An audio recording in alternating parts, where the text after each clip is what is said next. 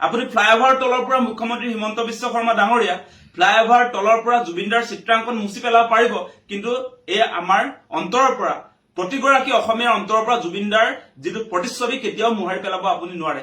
অসমৰ যিবিলাক আপুৰুগীয়া সম্পদ আছে তাত গড়ৰ প্ৰতিচ্ছবি আমি দেখিছো, তাত অসমীয়া বিহুৰ আপোনাৰ নাচি থকা আমি প্ৰতিচ্ছবি দেখিবলৈ পাইছো, তাত আপোনাৰ চৰাই বিভিন্ন চৰাই আমি প্ৰতিচ্ছবি দেখিবলৈ পাইছো, এশিঙীয়া গড়ৰ প্ৰতিচ্ছবি আমি দেখিবলৈ পাইছো।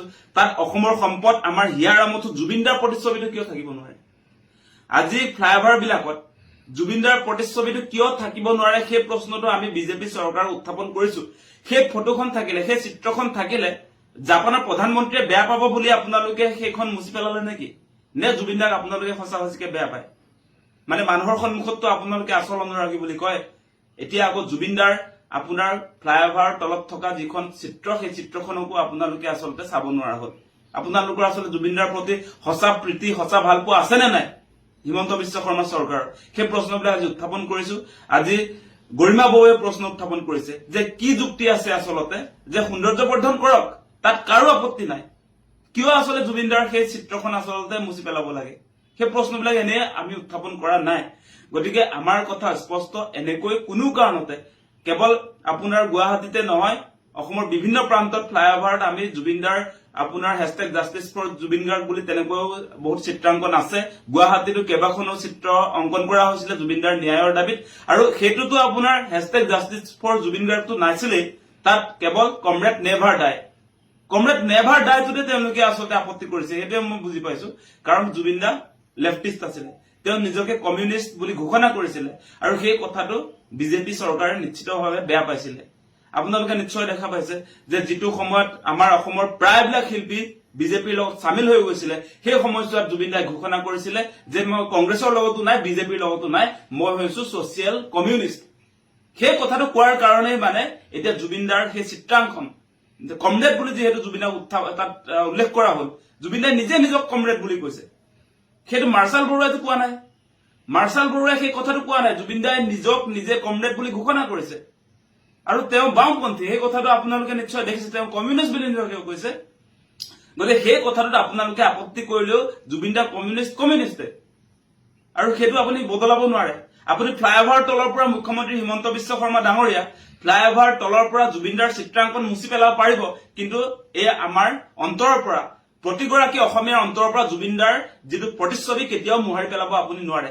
কমৰেড নেভাৰ ডাই এই শব্দটো আমাৰ মনত আছে, জুবিনদা আমাৰ মনত আছে। জুবিনদাক আপুনি মচি পেলালেও এই আপোনাৰ ফ্লাইঅভাৰৰ পৰা আপুনি বনাইছে যে আপোনাৰ পইচাৰে বনাইছে বুলি ভাবিছে নেকি নাজানো, তাৰ পৰা আপুনি মুছি পেলাব পাৰিলেও জুবিনদা সদায় আমাৰ মনত অলৰ অচৰ হৈ সদায় চিৰযুগমীয়া হৈ থাকিব।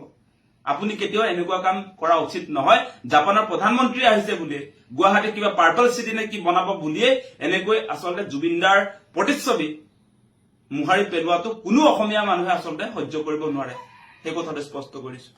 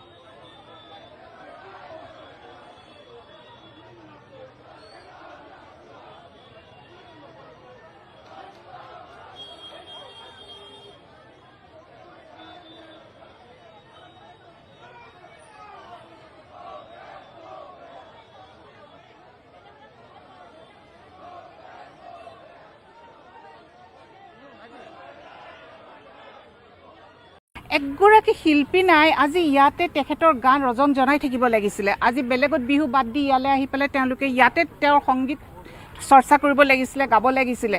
আমি আচলতে হাতীগাঁও নতুন পথত বিহু পাতোঁ, কিন্তু আমি এবাৰ জুবিন গাৰ্গৰ কাৰণে বিহুখন বন্ধ কৰিলোঁ। ভাবিছিলোঁ ইয়াত চাগে মানে গোটেই চেলিব্ৰিটিয়ে ভৰ্তি হৈ আছে, কাৰণ অনবৰত জুবিন গাৰ্গকতো একদম মানে মিঠাইত মাখি পৰা নিচিনাকৈ চেলিব্ৰিটি থাকে। আজিও ভাবিছিলোঁ আজিতো বিহুৰ প্ৰথম দিন, ক'তো প্ৰগ্ৰেম নাই, গতিকে চাগে আজি চব ইয়াতে পাম, আমি তালৈকে যাওঁ। কিন্তু তো আহি পেলাই কথাটো উল্টা দেখিছোঁ। আমি আচলতে হাতীগাঁও নতুন পথত বিহু পাতোঁ, কিন্তু আমি এবাৰ জুবিন গাৰ্গৰ কাৰণে বিহুখন বন্ধ কৰিলোঁ। কিন্তু আমাৰ মনে মানা নাই, গতিকে আমি প্ৰথম গামোচাখন আমি দুয়োগৰাকীয়ে আমি জুবিন ক্ষেত্ৰত দিবলৈ আহিলোঁ। আৰু ভাবিছিলোঁ ইয়াত চাগে মানে গোটেই চেলিব্ৰিটিয়ে ভৰ্তি হৈ আছে, কাৰণ অনবৰত জুবিন গাৰ্গকতো একদম মানে মিঠাইত মাখি পৰা নিচিনাকৈ চেলিব্ৰিটি থাকে। আজিও ভাবিছিলোঁ আজিতো বিহুৰ প্ৰথম দিন, ক'তো প্ৰগ্ৰেম নাই, গতিকে চাগে আজি চব ইয়াতে পাম, আমি তালৈকে যাওঁ। কিন্তু তো আহি পেলাই কথাটো উল্টা দেখিছোঁ, কাৰণ য'ত মানে জুবিন গাৰ্গৰ থাকোঁতে তেওঁৰ সোঁৱে বাওঁৱে অনবৰত চেলিব্ৰিটি আছিল, আজি প্ৰথম বিহুটোত তেওঁৰ তাত এগৰাকী চেলিব্ৰিটি দেখা নাই। সেইটোত আমি দুখ পাইছোঁ।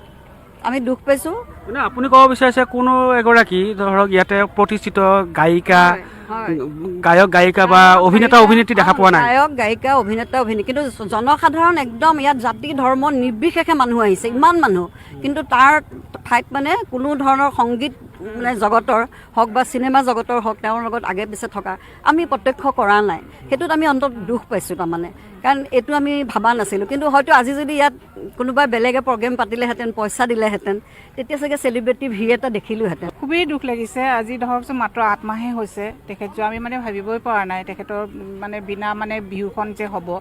তো আমি মানে গোটেই সকলোবোৰ এৰি পেলাই ইয়ালৈ দৌৰি আহিছোঁ আৰু যে তেখেতৰ লগত অন্তত অলপ সময় থাকোঁ। কিন্তু আহি বৰ দুখ লাগিলে, একগৰাকী শিল্পী নাই আজি ইয়াতে তেখেতৰ গান ৰজন জনাই থাকিব লাগিছিলে। আজি বেলেগত বিহু বাদ দি ইয়ালৈ আহি পেলাই তেওঁলোকে ইয়াতে তেওঁৰ সংগীত চৰ্চা কৰিব লাগিছিলে, গাব লাগিছিলে। সেইটোহে আমি ভাবিছিলোঁ, কিন্তু তেওঁলোকেতো পইচাৰ কাৰণত চব দৌৰি দৌৰি গৈছে বেলেগ বেলেগ জেগাত। একচুৱেলি ইয়াতে আহিব লাগিছিলে। সকলো শিল্পী ইয়াতে একত্ৰিত হৈ তেখেতক শ্ৰদ্ধাঞ্জলি জনাই কালিৰে পৰা বিহু অনুষ্ঠান তেওঁলোকে নিজাববীয়াকৈ আৰম্ভণি কৰিব পাৰিলেহেঁতেন। হয়, ইয়াতে তেওঁলোকে প্ৰথম আহক, তেখেতৰ আশীৰ্বাদ লওক, তেখেতৰ গান খিনি গীত গাওক, তেখেতক স্মৰণ কৰক। আজি গোটেই এটা নিশা কটাওক, বাকীটো গোটেই মাহটো বিহু গাবলৈ মানে আছে। তেওঁলোকে য'তে যায় গৈ থাকক।